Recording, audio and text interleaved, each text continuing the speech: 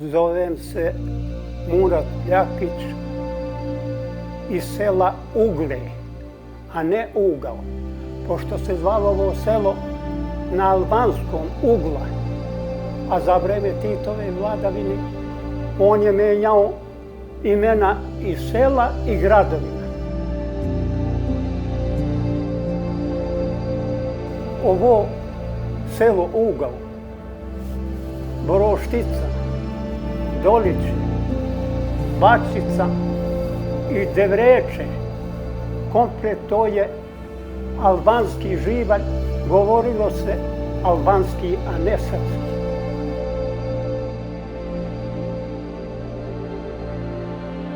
Rruga e Hajrit kjo është, faleminderit që ke ardhur këtu në këtë katun Ugla.